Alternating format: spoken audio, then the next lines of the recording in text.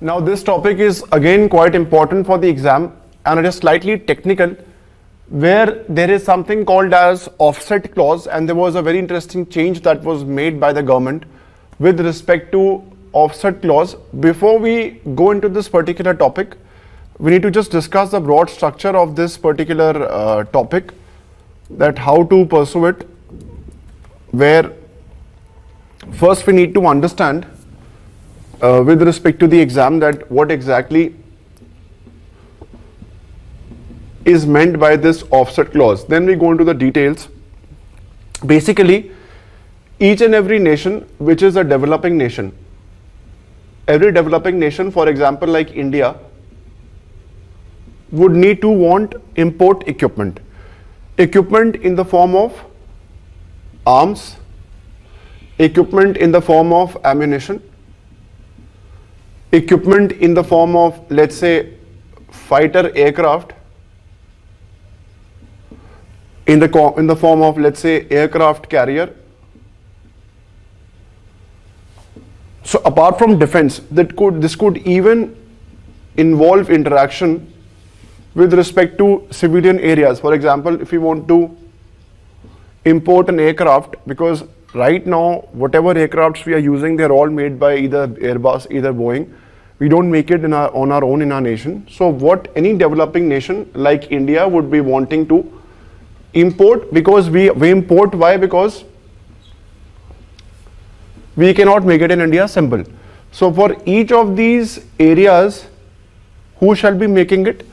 Obviously the developed nations of the world, where when I say developed nations, this primarily is US, this primarily is France, this is primarily UK, each of these nations. We import this particular equipment from these nations, and when we are importing, because the amount of cost involved is in billions of dollars. When I say billions of dollars, this is a huge advantage for developed nations, because they are getting that price because they have spent years of R&D and they deserve to earn that money. And when they are selling out that particular product, let's say an aircraft, let's say a aircraft carrier to that particular nation, they earn money. The developing nations, they want to have that equipment because they want to modernize their own nation. There in this agreement, when we import from these nations, we insert a clause which is called as offset clause. Offset clause, as the name is indicating, as per this clause, a certain percentage of the amount of transaction involved has to be invested in India by each of these nations. I again repeat, let's say if I sign a $10 billion contract with US, where I want to, let's say, import 100 Boeing aircrafts, then when I'm signing a $10 billion, this is the exact value of the contract, a certain percentage out of the contract value, that is $10 billion, let's say it is 30%, this shall be offset by the developed nations company. Let's say then Boeing would be developing 30% of $10 billion, that is $3 billion in India, in areas like technology transfer, where how they manufacture the engine, how they design the wings, how they design the tail, the nose, whatever is there in this particular contract under offset clause, because it is the base. So under this particular clause, they share technology, they also promote FDI, they would invest in Indian factories, keeping in mind what is there in the agreement. And when they are promoting technology transfer, this is leading to FDI. The overall objective is that in the long run, the Indian defense sector or the Indian defense industrial base or the civilian industrial base. Defense industry could involve public sector units or your individual private-led units, or generally civilian industry means any particular industry which is a PSU, or it is a private-led industry which does not involve Ministry of Defense. Both of these areas, they develop the expertise, they develop the R&D, and in the long run of of technology, let's say 10, 20, 30 years down the line, we are not required to import because we already have spent $10 billion. Let's say we have bought 100 planes from Boeing and we have a 30% offset clause where under the agreement 30% shall be utilized by Indian government and shall be invested backed by Boeing within India, and this shall be utilized to develop the technology where in the long run after 10, 20 years there is no need for us to import, and India, rather than importing, because of this offset clause and its benefits, we start exporting to other nations and we also develop our own industrial base. This is the broad objective of having offset clause with respect to dealing with any particular nation. Now, after we have understood that what exactly is meant by this particular offset clause, we now have to move on to the discussion regarding the news article that we are discussing. In the last week of September, on September 28 to be precise, there was a very interesting step that was taken by Ministry of Defence. Now Ministry of Defence imports arms, imports ammunition, imports equipment, and since it imports equipment, there has to be some method in the madness, there has to be certain rule, there has to be certain regulation. That rule regulation is called as Defence Acquisition Procedure 2020. It is the latest format under which the Ministry of Defence imports any equipment. It has got all the details, what steps have to be followed under this DAP 2020, because this is the latest procedure that has been released. Earlier one was in 2016. The government, Ministry of Defence, has removed the offset clause with respect to only two types of agreements that have been signed by the Government of India or that will be signed by the Government of India. One is IGA, which is inter-governmental agreements, where Government of India signs that agreement with any of the nations, could be Government of France, could be Government of US, but not with the vendors, not with the industries, or not with the particular company of that particular nation. For example, India signing agreement with US is an example of inter-governmental agreement, but the Government of India or any Indian company signing agreement with Boeing is not an example of inter-governmental agreement. So all those inter-governmental agreements, one, and second is transactions involving a single seller. Single seller means where we are importing that particular product from only one company. It could be one company. For example, if I'm importing a fighter aircraft and I'm importing it only from one company, that is Boeing, or it could be Lockheed Martin, or it could be, let's say, Rafale. So when there is only one seller in each of these two cases, there is no need for any offset requirement. This might seem to you as a very strange decision, because I just few minutes back gave you all the advantages of why we need to have an offset clause, and now 2 minutes down the line I'm saying that no, it has been removed. It must not have been a full step. Before we further go into the details there, I would just want to discuss 2-3 examples here to further substantiate. For your information, the 36 aircrafts that we had bought from France, we had brought from the Rafale, these Rafale aircrafts were made by a French company, but that agreement under which they were imported, that was between India and France. So that was an example of Indo-France intergovernmental agreement. Also, there are situations where India invites invites RFPs. RFPs are called as requests for proposals. It is nothing but a simple method of showing the interest that you want to import a particular equipment. So when you just send a RFP, different companies of the world, they participate in that, and finally we might choose two sellers, we might choose only one seller. If there's only one seller, then there is no offset clause there in that agreement. They would not be spending any money back in India. But if there are multiple sellers, then still there is a 30% clause, offset clause. Let's say if I'm importing a fighter aircraft from, let's say, 3 companies of different nations, and the agreement has been signed with each of these 3 companies, then there are multiple companies. In that particular case, each of these 3 companies would have to spend a certain amount of money, which is 30% right now as per the defense acquisition procedure back in India. Now, just to give you one more example, to give you an insight before we further go into the details of whether this step was right or wrong, just to form a perspective, in the recent times, the major agreements or major imports that we have done with respect to our defense base, they have been primarily involving the inter-governmental agreements. For example, the Apache aircraft that we had bought from US, for example, the Chinook heavy lift aircrafts.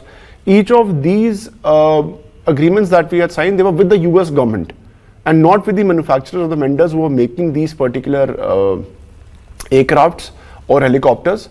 And now it is quite interesting that with the biggest problem with the offset clauses, that any nation or any supplier, let's say if Boeing is trying to sign a contract with India, so it would not want to part any technology because they have years and years of R&D, they have wasted their time and energy to just get that technology. If they signed offset contracts, then in that particular case, they are basically parting their own technology that they've acquired over so many years. So this is not willing, this is not something which is good with the developed nations because they part, or companies were there in the developed nations.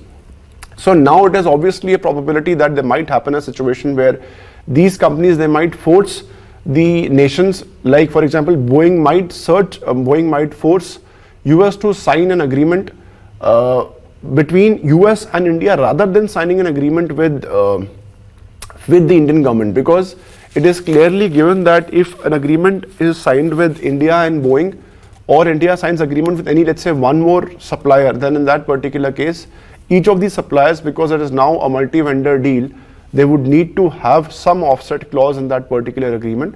So this is again one of the ideas that we are discussing. This might happen. And before we discuss the details, I would just like to give you one more fact, that this offset clause was inserted. The idea of having this offset clause came up 50 years back after we had lost the war from China in 62. Then the government of India realized that our defense base is very poor with respect to technology, and we need to import certain technologies. We need to have that industrial base developed in nation. That is how the idea had developed. That was only an idea back then. In 2006, I again repeat, in 2006, the offset contract was made a part of the DAP, the Defense Acquisition Procedure. It was made a part of the procedure in 2006. The very next year in 2007, the first offset contract was signed, and till now, that is, let's say till last year to be precise, 52 contracts worth $12 billion.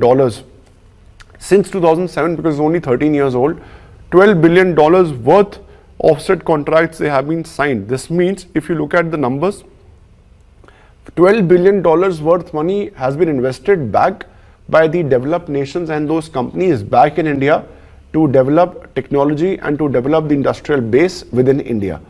Now, what is the basic objective? I have given you the gist. We'll expand the framework now. India is definitely the second largest arms importer. This is again a very famous fact. This is again given by Stockholm International Peace Research Institute. This is again the same organization that gets the Global Peace Index. And now since we are importing in billions of dollars, we have the buying power, and it is because of our buying power, because it is nothing but we are buying import equipment, ammunition, arms, and a developed nation or a company is selling it. Because we are giving them so much of money, we have that buying power, and that is why we can make them we force them, or we make them sign the offset contracts. And it is used, why? Because it is basically a catalyst. It is basically catalyst to get in technology, as you could see, attract FDI, boost exports, promote R&D in defense, and each of these initiatives would also help in two things, where we would basically have a workforce that is exposed. First, to have any technology, your workforce should be enabled, and your workforce should be enabled, skilled enough only when they get that hands-on experience. So these offset contracts will give, let's say if I want to manufacture an aircraft in India, how would I do it? I would do it only when I have the prior experience. So if there would be an offset contract, a company like Boeing or company like Airbus would be investing in India, selling us planes, also giving the technology to us, let's say in my industrial plant in Bangalore. So there I learn technology, I'll spend money on R&D, and then let's say 10, 20, 30 years down the line, I can have my own aircrafts made by myself. But the start is again the offset clause. And now in the long run, we want to have a strong indigenous ecosystem. This can again be a reality.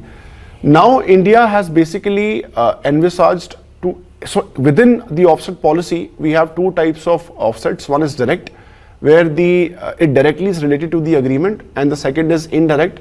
Indirect basically means that it is not primarily dealing with that particular agreement. In some other area, the company would invest. For example, if I am trying to import from Boeing, and if I want to have a factory of my own and Boeing parts with, let's say, any engine technology, then that is direct offset. But let's say if I want Boeing to invest in another area that is not related to aircrafts or the contract, that would be example of indirect offset. So as I had said that the defense procurement procedure or defense acquisition procedure, which is called as DAP now, it was earlier called as DPP. So presently we just had the new one in 2020. Before that we had in 2016, and the earliest one came in 2006.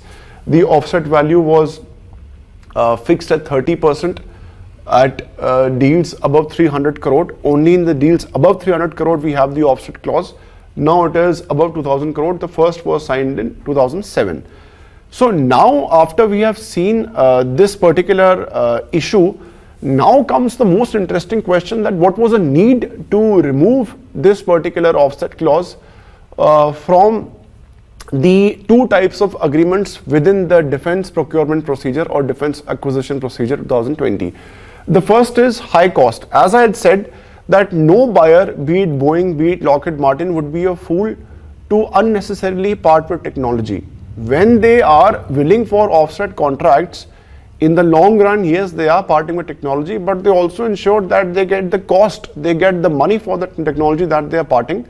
So let's say if I was simply importing equipment, let's say aircrafts, and there is no technology transfer involved, then let's say if the cost is X billion dollars, if I include technology transfer and offset clause, it becomes Y. And this Y is a cost that is much more than X. So the government of India thought that there is no need to spend so much of money on technology transfer, because it is again a huge expenditure for the government exchequer. So the government thought that is a better idea, because the price goes up by 20-30%. Also, when you sign a contract, so it is not so easy as it is seeming right now. What technology has to be transferred, because technology is again a network. It is again a very complex mesh. So what has to be parted is something has to be detailed, and what exactly has to be parted, what technology has to be transferred to a developing nation or a company in that nation. Detailed negotiations are involved. It takes years and years of negotiation, and because of these protracted negotiations involving so many years, the need of the equipment is immediate, and because of these offset clauses, it takes so many years for negotiation. And the armed forces, they are always in quick need of weapons. If you ask any army officer, if you ask any Navy, Air Force officer, he would say that we immediately want weapons. So yes, technology transfer is important for the nation, for the industrial base, but the armed forces, they want ammunition, arms quickly. So this entire delay affects is there because of offset clause. Also, there is contractual delay even if we have signed the technology transfer agreement. Because of lack of clarity in the contracts, the exact benefits are not yielding on ground. And here again, the CAG has given very interesting facts, very interesting observations in the report. So primarily the government has taken the decision because of CAG, but we can cite it as a separate point. Now see, it says that in the past, in the 11 years from 7 to 2018, we had signed 46 offset contracts worth rupees 9 billion, and out of which 192 billion should have been completed by 2018. So this is the entire worth of the contracts which had to be completed. Now you could see that out of this 664 billion rupees of contract that we had signed, almost 200 billion rupees of the contract should have been completed by 2018. This is the broad estimate, keeping in mind the agreement, keeping in mind the details of the agreement. But if you now look at the actual details, out of 664 billion worth rupees of contract that you had signed, only 8% of the actual offset value or of the actual contract was implemented. So there's a huge difference between what you sign and what exactly reaches the ground. It is not that this won't come on ground, we won't get technology, but it would take many more years than the years that were envisaged in the contract. Also, since if you want technology in 10 years, you will get it, but if you get in 30 years, then there is no need, because by the time it is 30 years when you get it, it might automatically be obsolete and new technology might have come up. The government also was criticized by the CAG that there is no automatic monitoring mechanism. Once you sign the agreement, then the government forgets. There is no follow-up whether on ground the particular technology has been transferred or not, whether the government and the industries, they have got the benefit or not. It is not mentioned. It is no more. There is no follow-up mechanism, and also it is not defined clearly when the government. This all ambiguities. Why? Because when you sign the offset value or the offset contract, the government does not mention in detail that what exactly has to be transferred. As I had said, technology is a very complex mesh. So what strand of technology you want to import, that is not mentioned. So here, with respect to a suggestion also was given by CAG, it said that there has to be more clarity in provision, there has to be more clarity in procedure, and even if you sign the offset contract and that contract chooses an Indian manufacturer, there have been so many instances where the Indian contractors or the Indian companies, they were unable to accept that particular they were unable to accept that particular technology. Why? Because they were so incapable.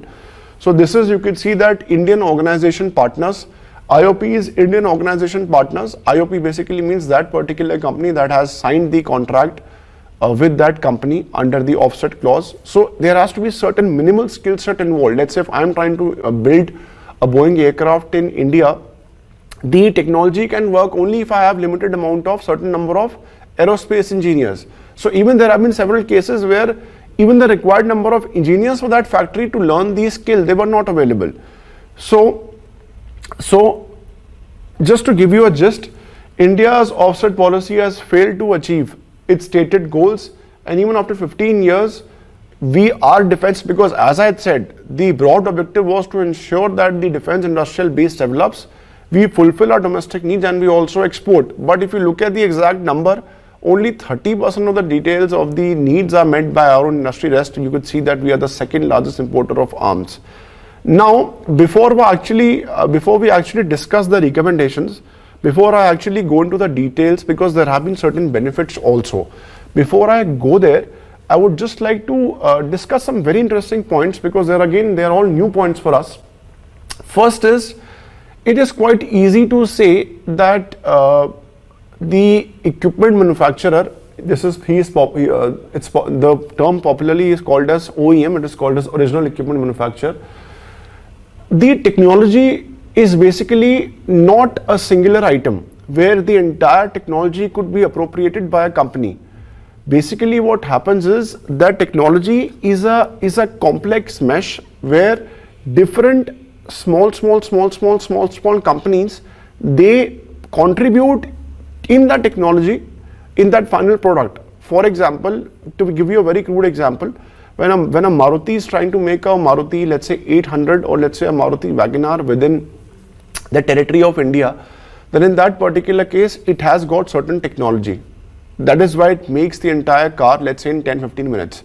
It is importing, let's say, wipers, it is importing, let's say, tires, engine from different sources, and it integrates that all of those items on a one let's say shop floor, and it makes that cars, assembles that cars. Something like this is technology, where we import technology. Basically these companies, they are integrators. Integrators means that they are getting bits and pieces from different companies, and then they integrate and then they make the final product. A very good example is the fact that in Rafale, let's say in the Rafale deal, in the 36 aircrafts that we had signed, that we had bought, there were 4 companies that were involved.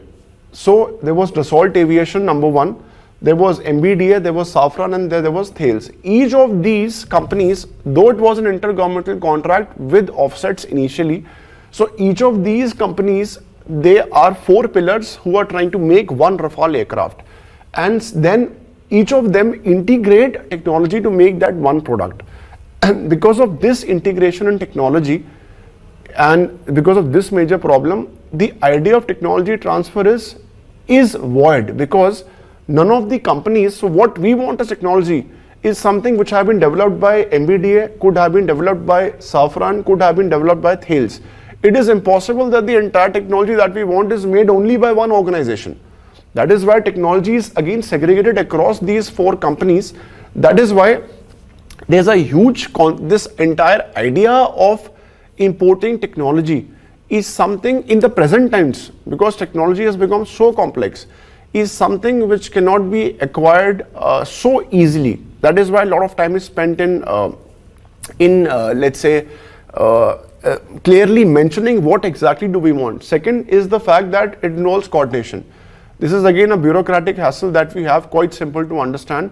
Ministry of Defense, Ministry of Commerce and Industry, Ministry of External Affairs, these are 3 major industries which are involved.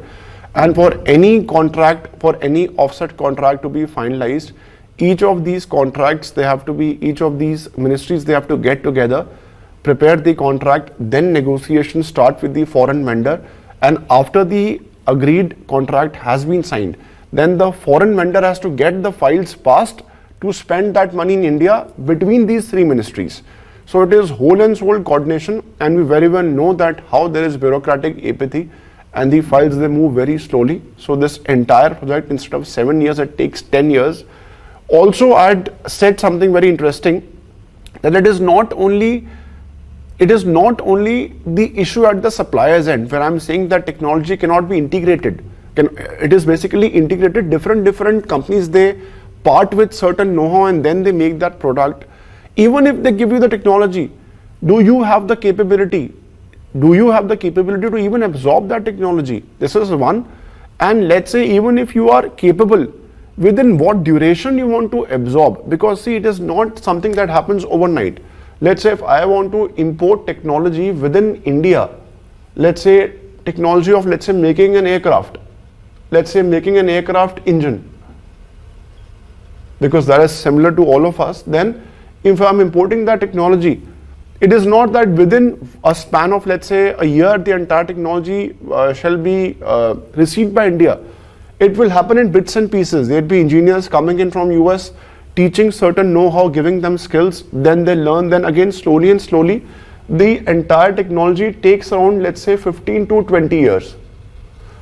But as I had said, the Indian companies, they want to get it quickly, and or they might even disagree with this 15-20 years. So there's a lot of disagreement over something called as technology absorption period. Within what duration the entire technology is transferred. For example, you could see here that there was a contract that was signed by HAL and DRDO on one hand with a French company with respect to an engine that they wanted to import. Now the company had said that we basically would give you in 15 years. So the engine that you want to make in India, I will give the entire technology in 15 years. But Indian government, primarily the Indian manufacturers, they said 7 years. So they basically halved. Why? Because 7 years, why? They wanted to make it as early as possible, make it, learn it, and then start making in India. But because of this duration and absorption time, this entire agreement got disabled, and this was not signed. The same thing also was with the Antonov company that is based in US, in Ukraine. Antonov is the one that makes the transport aircraft which is called as AN-32. AN-32 is again a very big transport aircraft which is again used by the Indian Armed Forces, Indian Air Force, for any troop supply and for any cargo supply. So because of this, the agreement, because of CAG's observation, cost, contractual delays and these aspects, it has not really benefited, but offsets, they have been, they might have not yielded those results, but in certain areas, the benefits, they have actually happened. For example, the example of TAL. TAL basically is a subset, is a small company that is again a subset of Tata Enterprises. They basically had inquired, they basically had a factory made in Nagpur, an SEZ. They acquired technology from Boeing, and since the last year they have now started exporting that technology to Boeing. So this again manufacturing learning that they got, so they have been successful examples, though it took them time, but eventually in the long run it did yield the benefits, because we cannot forget that in the long run it is beneficial if certain actions are taken. What those actions are, we'll have a detailed analysis. But before I further go ahead, we should know the global trends. So right now around 140 nations, they have signed the offset contracts in one form or the other with different nations. It is not the fact that we are the only ones who sign offset contracts. The best example is China. China is the best example to understand how the offset contracts, they have to be implemented. They not only implemented the contracts, they have forced the companies that because of their buying power. So it is again a very interesting trade-off. Because you are being paid so much of money for your technology, and you are being paid, why? Because you are making that product. But because you are being paid so much by that particular nation, the supplier has to part with some technology to the developing nation. The same thing was done by China. And not only this, China has also forced you could see in these arrows, in these arrow bullets, how each of these companies, they were forced to employ Chinese workforce. With respect to European Union's Galileo project that is used for navigation, how China gained access to technology, how each of these steps were taken by the Chinese to ensure that they get the technology. And also it is not the case with China only. So it is also the case with European nations, Finland, Greece, Poland. They have demanded an average of 145%, which means that if a $10 billion contract is signed between Finland and US, where Finland would be importing, let's say, X number of fighter planes made by Boeing in US, then around $14.5 billion would be invested in some form or the other by Boeing in Finland. So don't get confused. This is not the exact number. This is merely an estimate where the entire cost is given a figure. Eventually, yes, Boeing would be beneficial, but it is also the fact that all the nations which are importing, they ensure that they also get technology. So now, in the light of this particular step, is it the right step? Because we have seen the pros, we have seen the cons. Before we further go ahead, I would just like to add here that in principle means let's remove the entire details of what happens on ground. In principle, definitely the offset policy is a very good concept.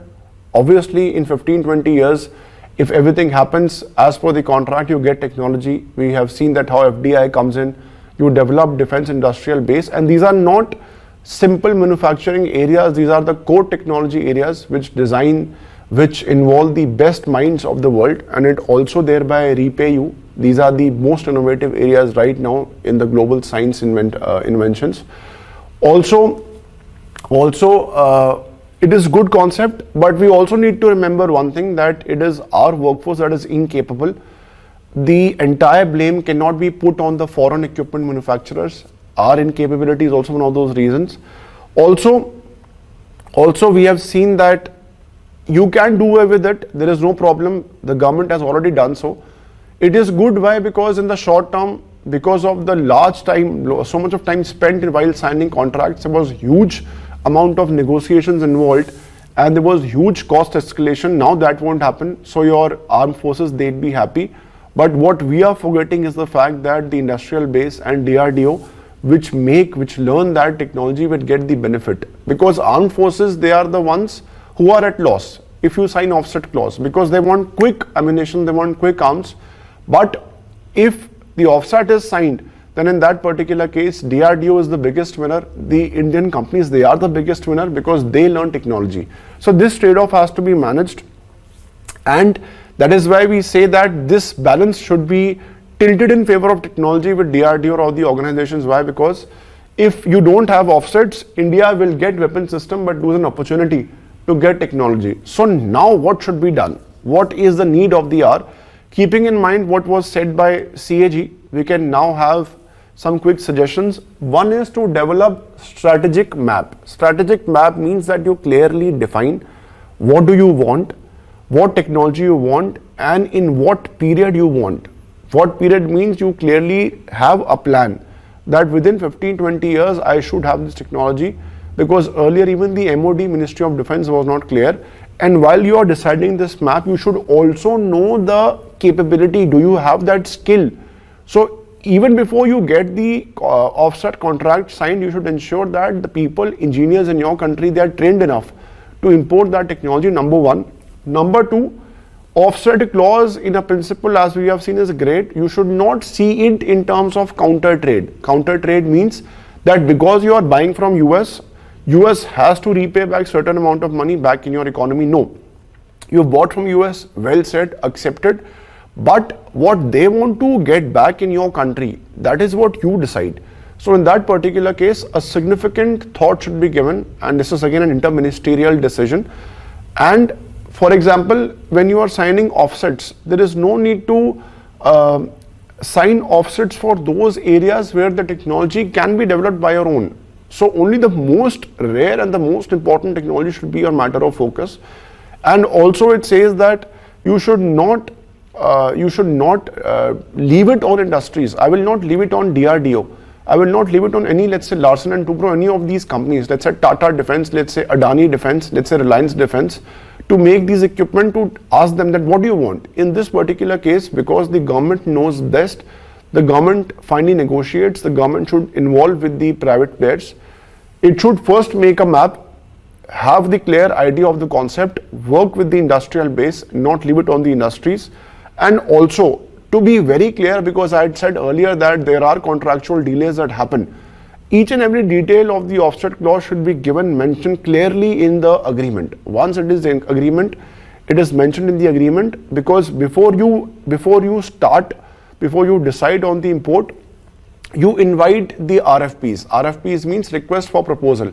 You basically, when you invite proposals from different manufacturers, from different nations, because you have to first show the need that yes, I want, let's say, a fighter aircraft, let's say I want a aircraft carrier. Once that particular need is shown, then different manufacturers, they'll come and they'll agree to sell their product. So there it should be pretty much clear with the at that stage itself that this particular agreement would also have an offset clause. So in this particular case, what we are trying to say is what we need to have is an offset policy that is more realistic and process and procedures that are practically implementable. So as I had said, that no need to spend waste energy on small products, acquire technology, that is most important. So that is all for this particular topic. You can just have a read and understand the concept again.